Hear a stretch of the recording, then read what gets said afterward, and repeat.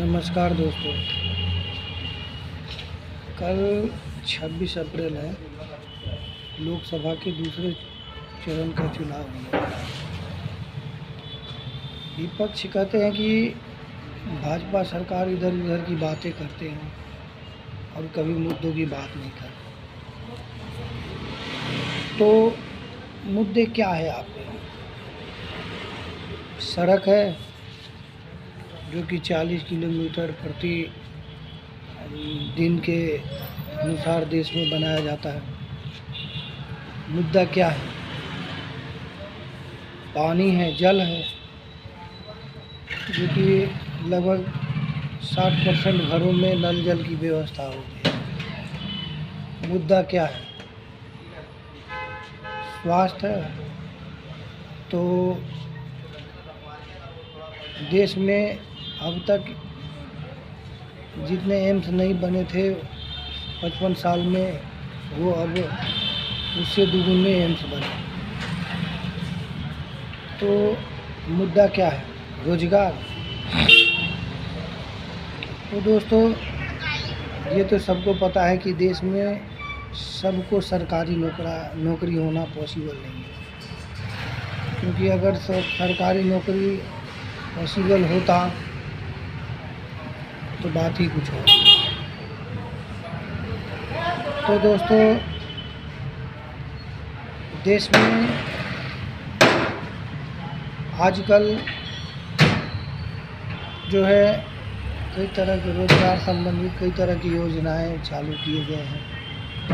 Startup India, make in India, तरह तरह का जो होता है रोजगार उत्सर्जन करने की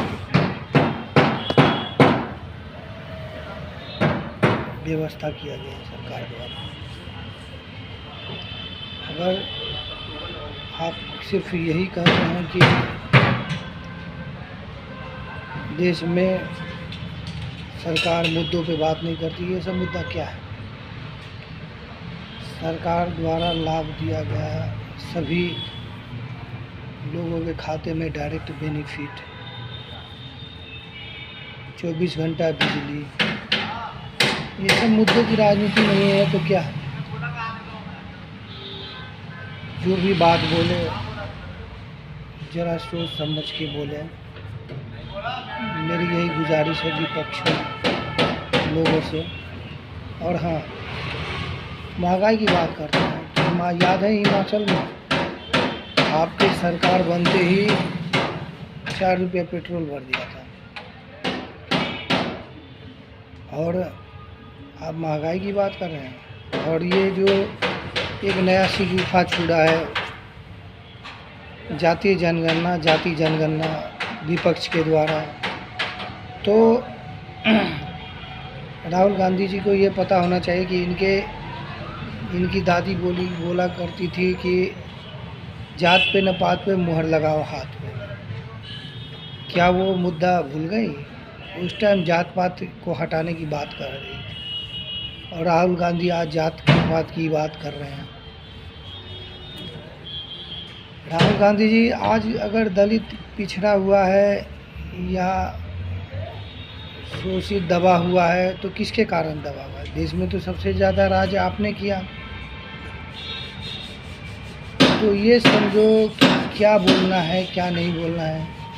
आपने संसद भवन जो नया बना उसका विरोध किया, आपने राम मंदिर का विरोध किया, आपने हर ऐसा जो कि संविधान से चले उन सब का विरोध किया।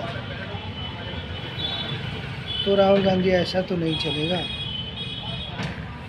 कृपया आप जो बोले। अच्छे, एक और आप ही के जो एक महानुभाव हैं, मार्गदर्शक हैं, स्वयं पुत्रोदा, उन्होंने कहा कि हिंदुस्तान में अगर कोई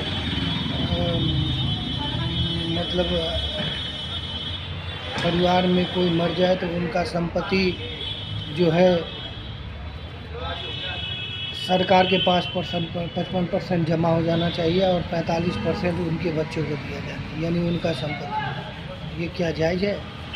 इसका क्या आप समर्थन करेंगे? तो इन सब बातों पे आप मत ये कीजिए, मुद्दों पे ही चलेंगे तो मुद्दों पे ही चलिए। ये जात पात, ये ओबीसी, ये वो, आपने 55 साल आपके दादाजी ने क्या किया।